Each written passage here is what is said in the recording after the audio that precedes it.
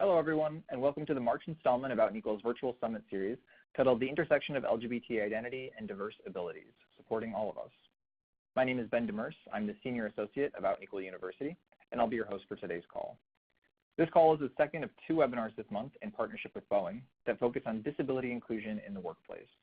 In the first session, we heard from our friends at Disability In about the basics of disability inclusion, and today we'll hear from these 3 representatives from Boeing about the intersections of LGBTQ inclusion and diverse abilities to give more of that corporate perspective. As Out and Equal works to make our programming more intersectional and to address both the many segments of our community as well as those outside of our community, today's conversation is one that is extremely important to be having, and there's a lot of work that those of us who focus primarily on LGBTQ workplace initiatives can learn from disability advocates. So I hope you all enjoy today's session and you're able to bring some of the things you learned back to your own work. Before we get started, as always, there are a few logistical items I want to stress. This is a broadcast audio call being held from 12 to 1 p.m. Pacific Standard Time, meaning you should be able to hear the sound through your computer. If you begin having issues with this during the call, please feel welcome to call in to the number provided. If you or a coworker is listening but unsure how to sign in, go to readytalk.com, click Join a Meeting, and use access code 694-6521 to join. If you have any logistical questions at all during the call, please chat in and I'll try to respond as quickly as possible. We also ask that if you have any questions on the content discussed on today's call, you send them in for our presenters to discuss during the Q&A period at the end of the session. This webinar will be recorded, and the recording and slide deck will be shared with all who registered after the call, so you can share with your networks or watch it again. I do also want to acknowledge that there are steps that we hope to be taking moving forward to make these webinars themselves more accessible, including closed captioning services. So if you have any comments in this area, I encourage you to please share them in the survey following the call. I also want to mention some upcoming webinars and events at Out and Equal. Next Tuesday, April 2nd, we'll be hosting a session titled The Sponsor Experience, Measuring the Value of Out and Equal Partnerships. During this session, you'll hear from 4 of Out and Equal's partners about the benefits of ROI on sponsorship in areas including global reach, ERG engagement, education, and more. So if you're not yet a sponsor and are interested in hearing more of the business case for sponsorship, this is a great place to start. The following week, on Wednesday, April 10th, we'll be hosting a globally focused webinar titled LGBTQ Workplace Inclusion Initiatives in East and Southeast Asia. As the title suggests, this session will review recent successes and setbacks in LGBTQ workplace inclusion in these regions of Asia. So if your company has operations there and is looking to learn more, definitely join us for that. And then for events, we'll be hosting our annual Out and Equal Executive Forum this year from April 16th to 18th in San Francisco. And the forum offers professional development opportunities for LGBTQ and allied professionals, focusing on a few different key areas. So if you're interested in attending, please visit the events tab of our website to learn more. I think we're just about filled up, so definitely look to do that soon if you'd like to attend.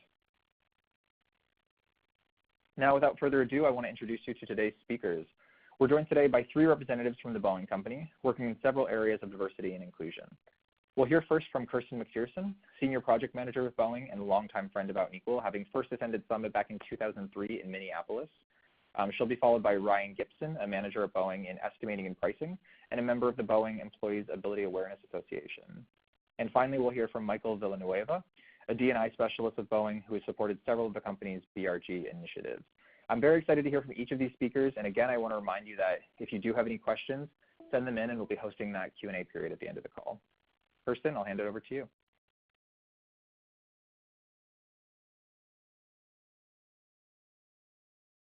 Sorry for that. Okay, that's okay. I'm going to continue. That year, 1972, was my first reckoning with my sexual orientation and sexual identity. And just to set it in the context of time, that was only 3 years after the Stonewall riots. So I realized I'm a girl in a girl's body that wants to be romantically involved with a girl. And what romantic involvement at 12 meant was a mystery then. So I must either find a cure or become a boy. I was really lonely at 12, and at 13, and at 14, right through high school, where in my senior year, I realized I'm a girl who likes being a girl and wants to maintain that, and if I could just get enough female hormones flowing, then this thing that consumed me, this attraction to other girls, would go away. It was all a hormonal problem, I'd been taught. And again, this is in the mid-70s. So I decided in my senior year of high school that I would get pregnant, and pregnancy, 'd flip the heterosexual switch for me. would flip the heterosexual switch for me. So I decided in my senior year of high school that I would get pregnant, and pregnancy would flip the heterosexual switch for me. So I decided in my senior year of high school that I would get pregnant, and pregnancy would flip the heterosexual switch for me. So I've got a new baby and a nice husband, a good man. We're still in touch.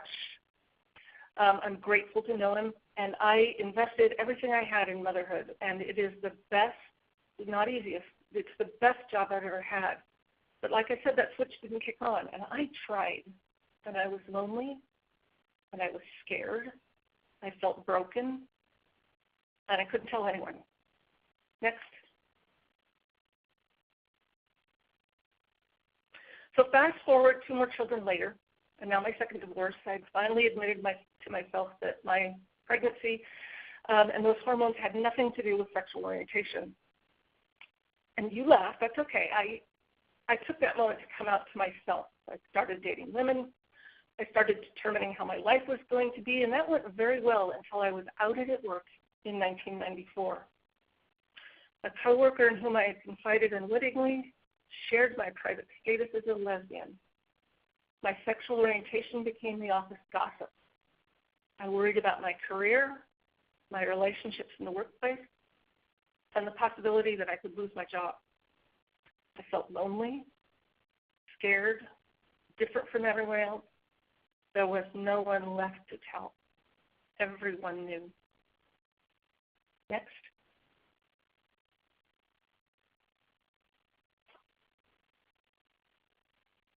Give me while I move my notes.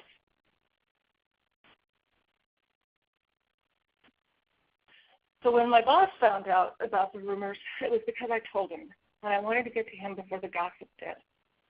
I respected him as a leader and as my manager, and his response, remember this is 1994, was jaw-dropping. My boss told me, he said, this should be an EEO issue long before it would become national conversation. We didn't go to HR. Instead, we created a solution where I had the opportunity to talk to the individuals, including the person who began the rumor, as it was, which was in fact true. And what my boss told me is, if you're going to do this plan, I'm going to have your back. You let me know if anything goes wrong. So as some background, shortly before that happened, I had joined a recreation group at my work, then known as Beagles, now known as BEPA. At that time, we had a secret password and a secret meeting place. And you might have heard about us if you were at the summit in Seattle this past October. But back in 1994, Boeing was admittedly nascent in the journey to inclusion and diversity. Through that early effort of LGBTQ folks and our allies, I was part of a series of focus groups on acceptance, inclusion, and challenges faced by LGBTQA folks. 2 of those outcomes of that effort were inclusion of sexual orientation in our EEO compliance statement in 1998 and the deployment of same-sex partner health insurance and other benefits in 2001. I attended my first ONE conference, as Ben said, in Minneapolis in 2003. I was wowed. Along that journey, the best kept secret in the manufacturing and defense industry was that Boeing was on the vanguard of cutting-edge inclusion for LGBT employees. And in 2015, we would include gender affirmation services in our benefits package, along with adoption assistance for all employees. So here's the rest of the story. At 55, I had a promotion, still with Boeing, so just in case someone's doing the math, that was 4 years ago. Happily married to a woman who was funny and smart, and I was very happy. I had 3 grown children who were doing well. I had friends that I loved, and they loved me, and life was good. Except something was just not right. I couldn't sleep at all. I couldn't remember important stuff. I would zone out, not asleep, not awake. Ultimately, I would get very, very sick. I was sent out on a medical leave of absence, and I continued to get worse. To make a long story short, I discovered that my brain had been injured. I spent 6 months on leave, during which time the impact of the damage from injuries long ago and the impact on my marriage, my friends and my family, my career became known. It was questionable that I would ever return to work, at least not in the capacity that I had been. My world grew extremely small. Next.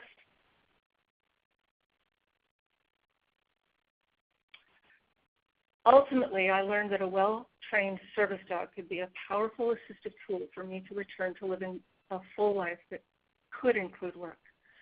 I love my work, and yes, I love my company.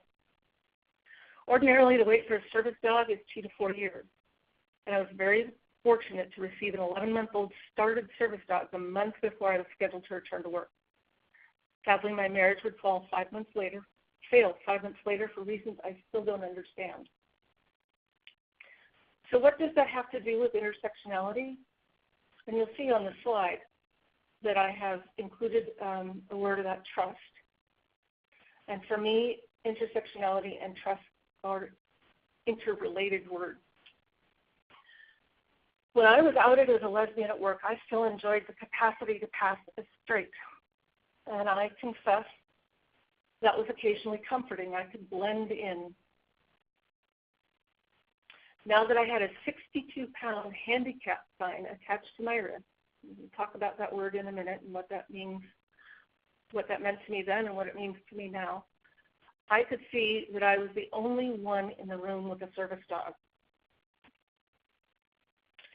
I felt more exposed, more self-conscious. I felt left out of the mainstream. I refused to put a service cape on my dog because I really wanted to pass as able-bodied. I felt more outed than ever before.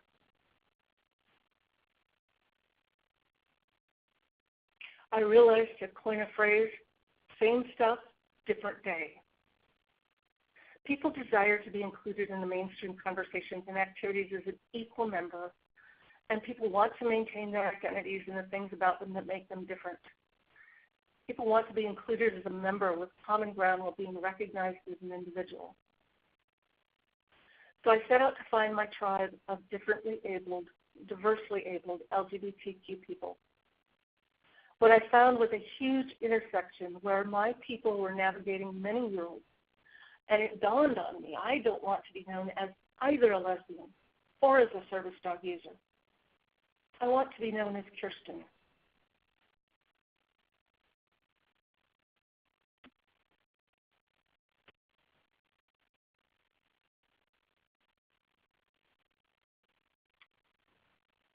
I'm going to confess to something. One of the things that happens for me with a brain injury is that I sometimes lose my place, and I have done that right now, so bear with me while I take a deep breath and realize that it's all okay. Okay, so thanks for trusting me on that one. So as a business example of my difference, here's the explanation. Picture me in a room full of people rattling off numbers, charts, reports, when all of the faces looking at me appear to be puzzled. Nonverbal communication. The question running through my mind is, what did I just say, and why does it not make sense? I get that a lot. I get words mixed up, and when they roll out of my mouth, they sound like the right words to me. And at that moment, I can choose to walk off the stage and never get up in front of a room full of people again. I can pretend that that moment didn't happen, and I'm fine, and we all just move on. Or I can recognize that I do have, and that I can still make significant contributions to my workplace, my community, and my family. With a few minor adaptations on my part, and some adaptations of the part of the world around me in the places where we all intersect. So I want to thank my friend Ryan as I introduce him, next slide, for being one of my guides on this journey. Ryan, will you please take it from here? Well, hello, everyone. My name is Ryan Gibson, and I've been with the Boeing company for over 11 years now. I started working in payload engineering on the 777 aircraft, and over the years became a lead technical engineer for the lighting systems on the 787. Later on, I was brought over to Boeing Global Services to handle subsidiaries and suppliers building the payload parts. I became a finance manager as part of Boeing Leadership Development Program, and I managed the estimating and the pricing statement of work. Over the full time period I have been with Boeing, I have become passionate about improving corporate culture and recruiting more people with diverse abilities. I identify as being deaf and a part of a deaf culture, so I'll be speaking about my personal experience as well as ways that we can all do better with creating an accessible environment and an accessible, inclusive culture. Now, I know the question is, where are there gaps in support that each one of our communities can support each other? And accessibility, this is the largest gap that we have in our community and environment that would truly allow people with diverse abilities to become engaged. When our environment is inaccessible, we either don't get involved in the environment and we isolate ourselves, or we push for change to make improvements to allow accessibility.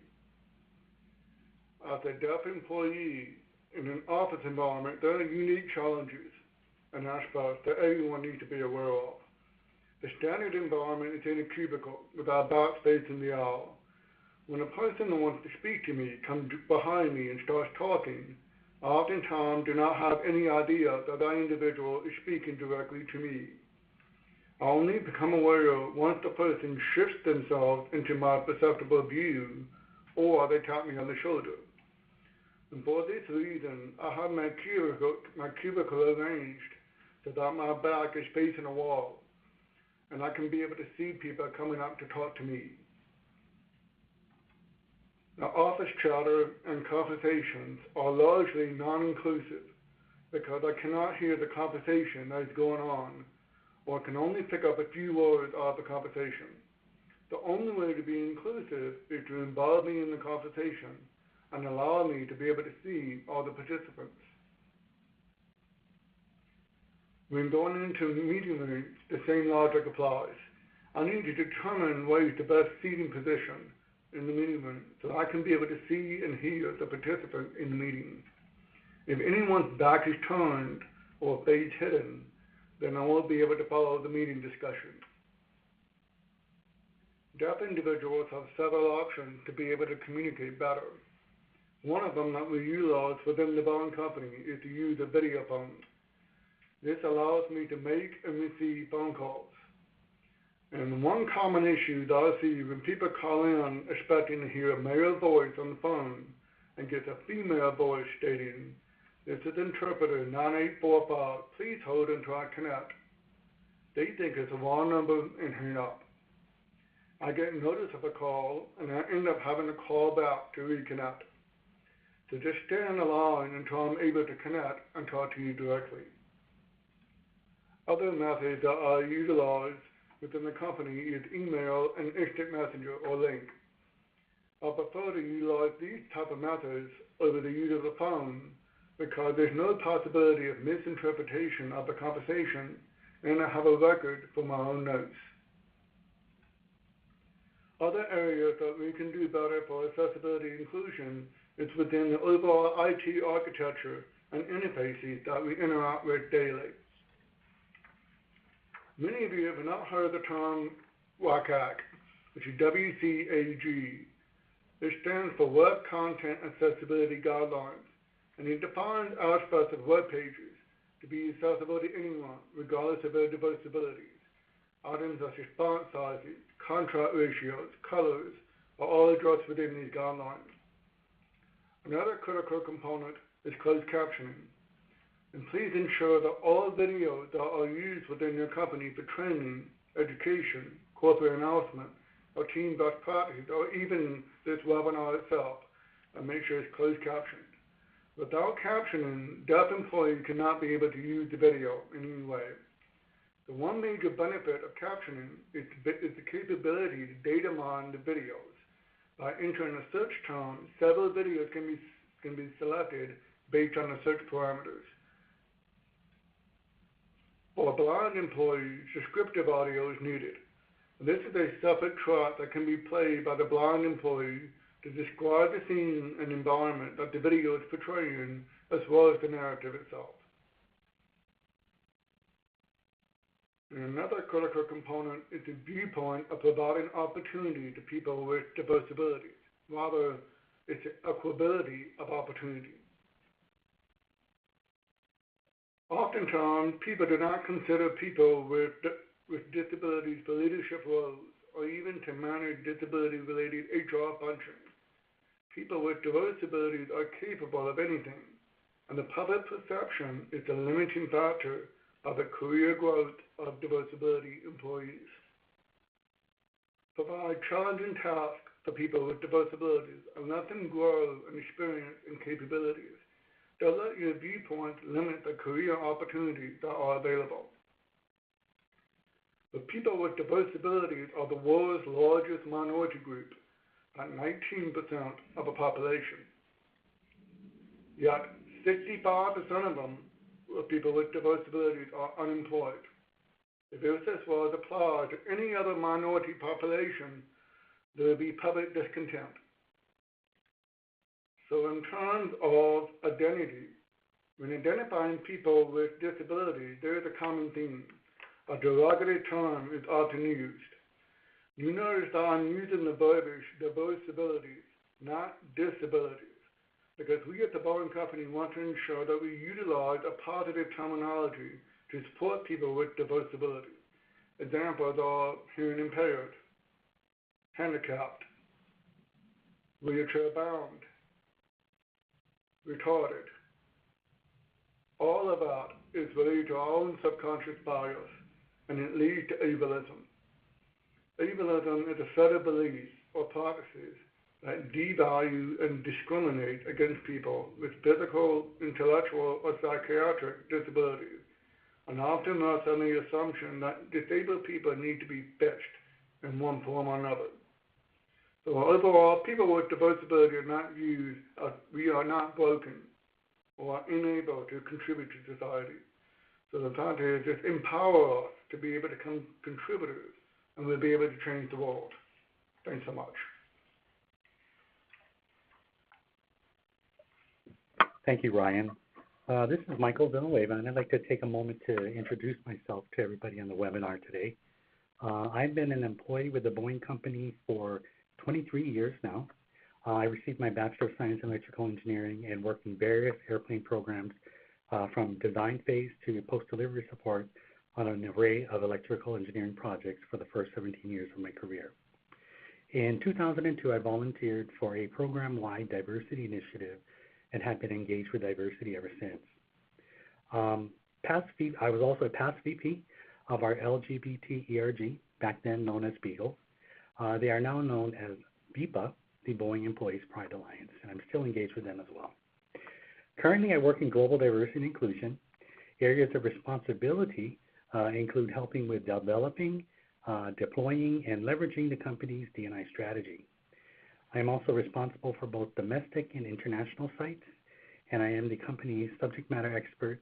I'm one of two subject matter experts for gender transitions in the workplace. I also identify as a person with a diverse ability. I am living with significant hearing loss and require hearing aids to be able to hear conversation. Okay, next slide, please.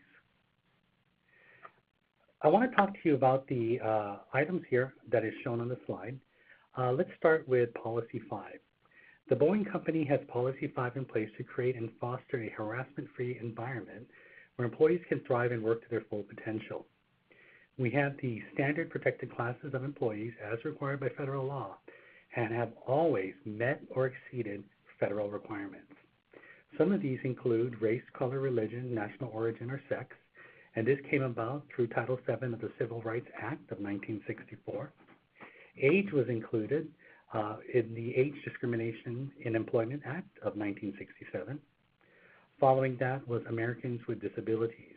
That was part of the Americans with Disabilities Act of 1990. Now, the EEOC covers gender identity and sexual orientation as part of Title VII under sex. The Boeing Company has chosen to explicitly state sexual orientation and gender identity to be sure that we are inclusive of those communities as well. As I mentioned, the Boeing Company has either met or exceeded federal requirements and include gender identity and sexual orientation on Policy 5 because we value all of our employees, regardless of gender and sexual orientation. Our success is that we have LGBT employees from the shop floor to the executive ranks. There are two areas of human resources that we really should be aware of. There's a compliance piece that includes EEO, which is equal employment opportunity, and affirmative action. The other part is diversity and inclusion, which is where I work.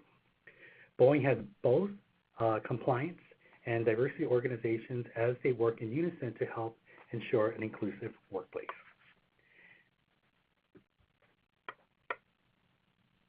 I work in GD&I, and we have our global diversity and inclusion strategy that focuses on the development of our workforce and employees.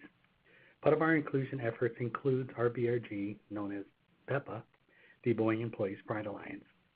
BEPA is our LGBT business group. We see our employees as a resource that help us to develop and deliver the products and services to our customers that give us our competitive edge in the marketplace. So let's talk a little bit more about inclusion and intersectionality. Ryan spoke about the power of language earlier, as it's a way to drive inclusion and open one's mind to possibilities. Oftentimes when we speak of intersectionality, we talk about the convergence of two identities, two or more communities, or even three different things that have a similar quality. I want to challenge us today to think a little bit beyond that and beyond the differences and look at intersectionality is a commonality and think of the way we can bring people and business results together. So I'd like to share that with you, an example of how we were able to better serve our employees and create a best practice in the industry. Okay, next slide, please. Gender transitions have been occurring at the Boeing Company since the mid-1980s. In the past decade, we have successfully employed a very robust process that has been developed since then, and they are outlined in our guidelines for gender transition. The guidelines in abbreviated form were shared in 2009 at an HRC event, and I'm very proud to say that Boeing has gained recognition for these guidelines. Boeing also has transgender health benefits. While these benefits themselves are a win for both the company and its employees, acquiring consistent information in the beginning had its challenges for our employees that were transitioning. Think back a number of years and you'll see gender transitions in the workplace were not as frequent as they are currently. On a side note, I've assisted with several dozen transitions over the recent years, and the number of employees choosing to achieve self-actualization in the workplace has become even more common than when I first started. When our transgender health benefits were established, some of our employees mentioned that they had challenges getting consistent information or little to no information for that matter. This is where our transgender employees saw an opportunity to partner with the company and create the intersectionality, where we could bring people and business together to achieve a win-win for all parties involved. The solution was very, very simple. Our transgender employees partnered with our insurance provider to set up a team specifically knowledgeable to topics of importance to people in the gender transition process, so that consistent and correct information could be provided to employees. As you can imagine, transitioning in the workplace is usually the last place a person may choose to transition. This can be a very stressful situation for many who transition in the workplace. Being able to provide quality answers in a timely manner that is accurate has helped ease the stress with the gender transition process for many, many of our employees. In fact, in 2017, Boeing presented a workshop at the Out and Equal Regional Summit here in Seattle entitled Transgender Health Benefits, which documented this partnership. So we want to ask ourselves, why is this important? From my experience, what I've learned in helping with gender transitions is that no two transitions are the same. Just like people, each transition is unique in its own way. Some are one continuous step-by-step run right after the other, while others may take a more twisty and windy road to get to the same goal. So being able to provide timely and correct information to our employees that were transitioning was really, really an aid to helping with relieving some of the stress that they experienced. Okay, next slide, please. These are two people that I helped with their gender transitions here at Boeing, one of them being Trinity Downing, and she's been at Out and Equal before, and Aria Monson. The quotes from the two individuals in the community that have benefited from the intersectionality of our employee efforts in the business are shown above here. Please take a brief moment to read their comments. Trinity has found that intersectionality helped to provide her the opportunity for productivity and positivity. Aria has experienced intersectionality that allowed her to see beyond acceptance to the celebration of her being. On a very personal note, I can say without any hesitation that helping employees transition in the workplace has been the most rewarding job that I have ever had in my 23 years in the industry. To see people self-actualize and be their authentic selves has been so rewarding because I have seen the impact that authenticity has on a person's spirit. It allows them to work to their full potential and realize that their perspectives, their difference, and their existence is of value to the Boeing family of employees. In closing, I challenge all of us to think of intersectionality not only as the coming together of two or more distinct communities or identities. I challenge all of us to think of intersectionality as an opportunity to do bigger and better things where we all succeed together. Okay, I believe the next step is the Q&A session, and so I'd like to hand this over to Ben. Perfect. Thank you all for speaking. The first question we have here asks, have your LGBT and diverse abilities ERGs collaborated on any events or initiatives? And we'd love to hear from any of the three of you. This is Kirsten. Probably one of my favorite collaborations is this very event. This was actually a presentation at Out and Equal in Seattle this past October, where Ryan Gibson was along with me and Trinity Downing presenting a 90-minute session on this topic. It's probably something that Ryan could answer a litany, and I invite him to do activities that we've engaged in together. But Michael might address how important it is at the Boeing company that we are all seen as resource groups, and there's an expectation that we collaborate. Ryan, more insight? Sure. One thing I've noticed generally from business resource groups is they tend to focus primarily on trying to achieve their goals and their strategic objectives. And there's very little overlap between various BRGs. And we recently started with, like last year, trying to become more of an ally for each other. And making sure that we spread awareness from each BRG, whether it is the American Indian BRG, whether it's the LGBT, whether it is the diverse abilities or women in leadership and so forth, that we're starting to really trying to look at each other and find out ways where we can share the message to each other's audiences and become more aware of how we can be able to support each other as an overall organization and help transform that culture overall. From a corporate standpoint, I'd like to mention the Boeing company looks at our business resource groups exactly as what they are stated. They are a resource to the business. And by default, each of our members in one BRG are members of another. And I think this is a really, really important concept for us to understand. As we think about identity intersectionality, we'll find that the LGBT community has a broad intersectionality. I happen to be Asian American, and I'm part of the LGBT community. I'm also a person with a diverse ability. So one of the things that we try to emphasize is to look for the commonality when also looking at the difference. Because while we have those distinct differences between one another, we can use those commonalities to come together and to create that partnership, create allyship, and really work with each other in a very, very positive way. One year when I was the VP for Beagles, that's what we were called then, we wanted to do an event that would really emphasize, back in that day we were calling it multiculturalism. And we had an event called Our Diversity is Your Diversity. And what we did for our Pride Month event was we identified people from each of the different BRG communities that we have, women, Hispanics, veterans, people with diverse abilities, and now we have 9 total. Back then we had 8. But what we did is we went and reached out to them and asked them, can you please come and present about an ally in your community to us? This was a mentoring process that we thought would be good. Number one, it would help to break down silos.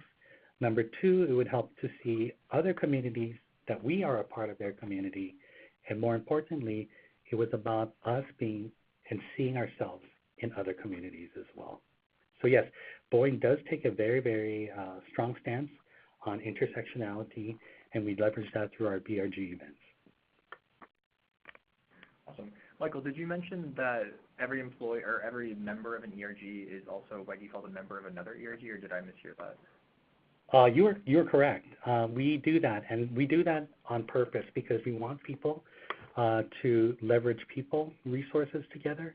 It's a great way to get involved with another learning. And so one of the reasons why BRGs exist as well in the industry is that they provide a glimpse into a community. And for a lot of our executives that are executive champions, they get to take a glimpse into a segment of our workforce. They can either mentor them, they can participate with events. But what the thing is important about this is that we want people to be able to see different aspects of difference, but then also to be able to skillfully leverage that difference through inclusive practice.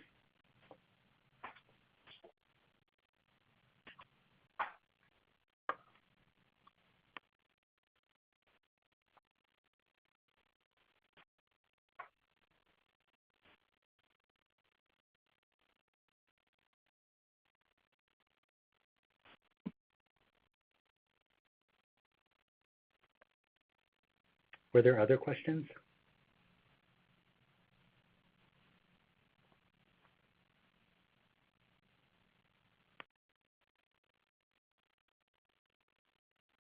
Ken? Seems like we have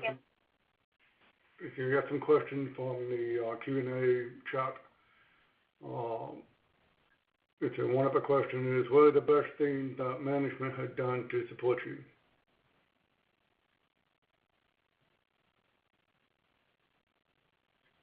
Is that a general question or is that specific to you?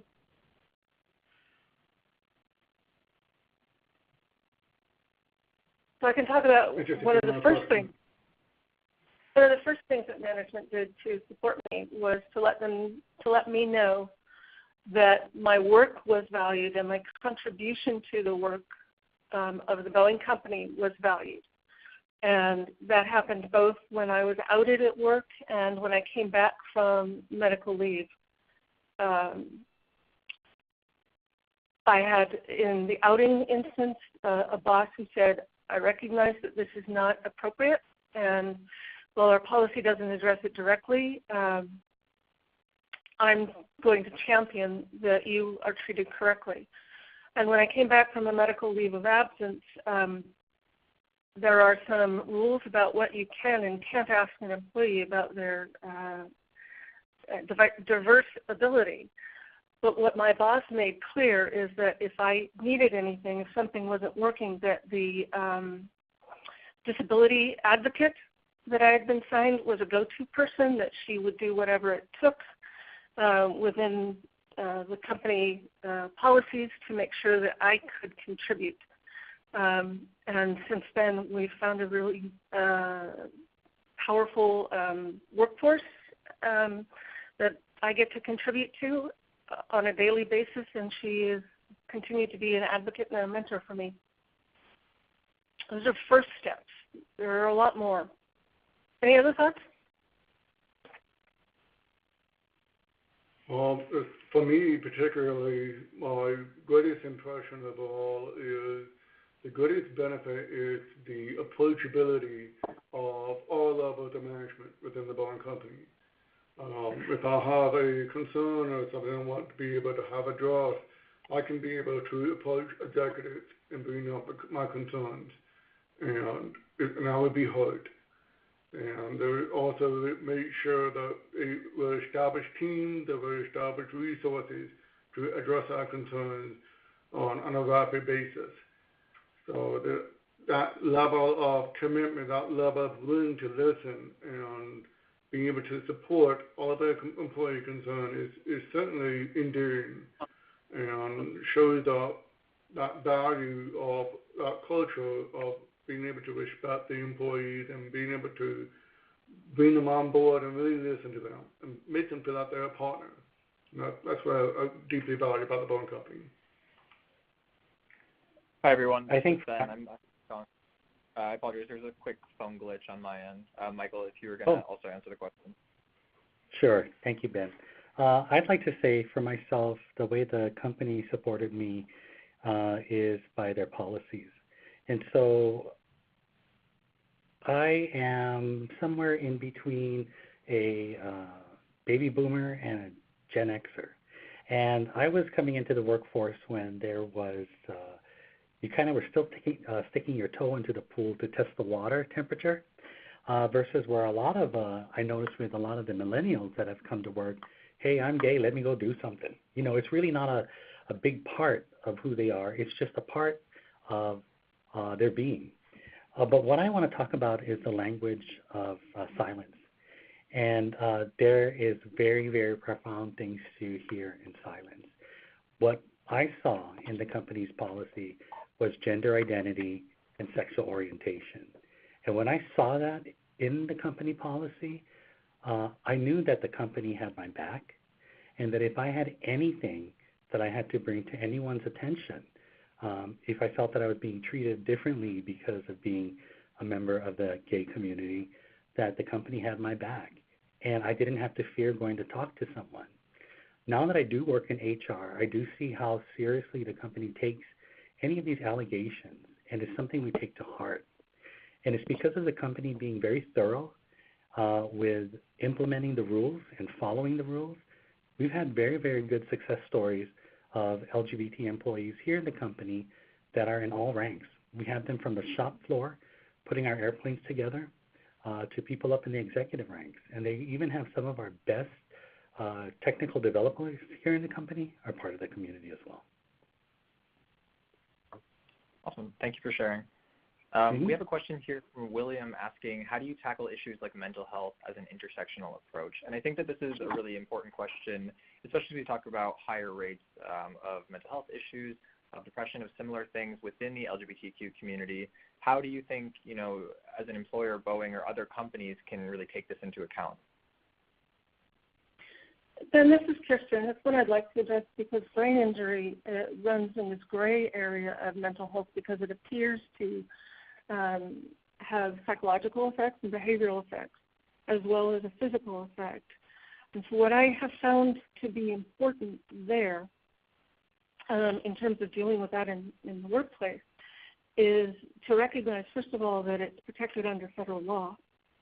And once employers understand that and can become eager, and that's the key, is to become eager to know more about that and to understand that some of your best employees may be struggling. And I'll tell you from my observations, it's a whole lot more cost-effective to make an accommodation than to have disruption in the workplace. I've had an opportunity to work with one of our other Boeing partners, Disability In, who has done some fabulous work in partnership with the Boeing company on understanding how to make accommodations, what accommodations should be made. We've had individuals like Michael Villanueva in our Global Diversity Office become champions for finding out more about what we could do to be inclusive. And I think those two things, the eagerness to engage and find out more and the willingness to champion rather than be afraid, are the two essential ingredients that you have to have in order to understand that a mental health accommodation is not much different than an accommodation for other diverse abilities. One of the things. Go ahead. Okay, so one of the things that the Boeing company really values is our veterans, and we look at veterans on a very, very large scale. of how we can reorient them and bring them back into the workforce after a deployment. One of the issues that many of our veterans deal with is PTSD, post-traumatic stress disorder. And so our diversity organization helps support our veterans by actually having a discussion around PTSD, which is considered a mental health issue. And I think what we are all struggling with is a stigma that comes with mental health. As a member of the Asian Pacific Islander community, we don't talk about mental health issues. If there's a mental health issue happening in a family, it stays in the family. So one of the things that you can do as a company to help make sure that you continue the dialogue in an inclusive way is make sure that you don't look at mental health just as a one type of cultural issue that needs to be resolved. It's an issue that has many facets. There are many kinds of mental illness. And then the other thing is, what is the impact of mental illness on the person in the workplace? I heard a very, very interesting talk one year about white men and mental health issues. And there is a strong reluctance for white men to tell anybody that they are struggling with depression. They know that depression is classified as a type of mental health issue, but by saying that they're struggling with depression or living with depression, their ability to make decisions gets questioned. Their ability to provide solutions get questioned. And so we need to make sure that we foster an environment where we have the resources available to people. We have an open dialogue that is inclusive of different points of view. And then most of all, think about it in terms of the business again. Kirsten just stated that it's probably cheaper to make that accommodation for the individual than not. And so, once again, it's that intersectionality of leveraging our employee resources and good business.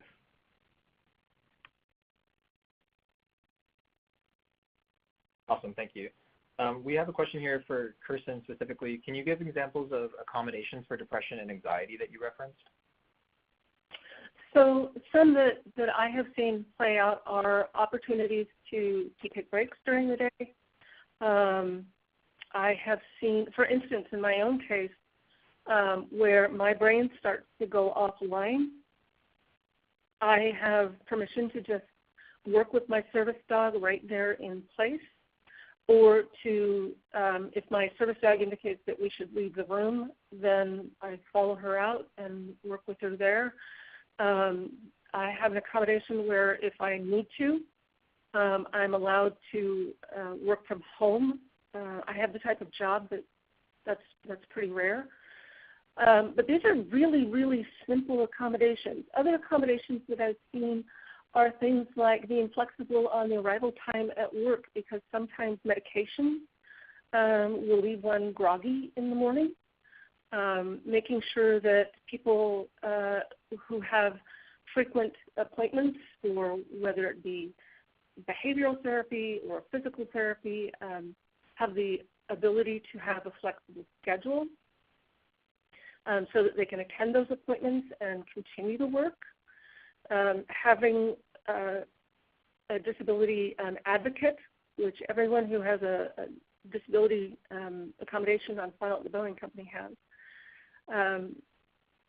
It's helpful to turn to have them, understand what your needs are and to help you navigate through that process.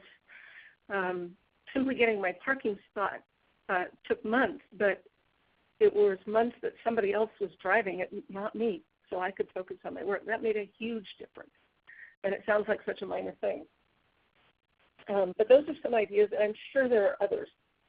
And there are lots of organizations out there willing to help. And I mentioned Disability In as one of them. I'm not as familiar with other mental health ones, but I also think that the veteran groups have connections where there might be suggestions, particularly for those who are struggling with PTSD and some of the other issues that come home with our troops who have risked their lives in our name to keep the country safe. And I think that's worthy of protecting their work.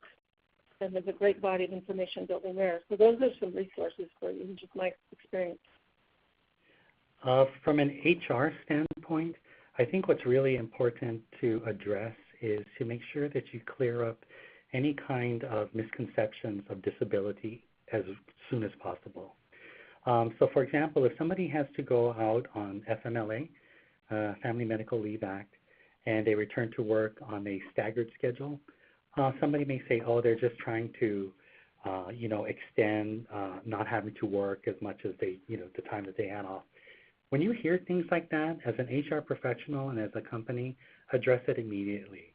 And this is why we leverage diversity and inclusion in these types of discussions, because it's important for people to understand that we have these accommodations in place to help people when they need it. It's part about being a top employer by providing an inclusive benefits package.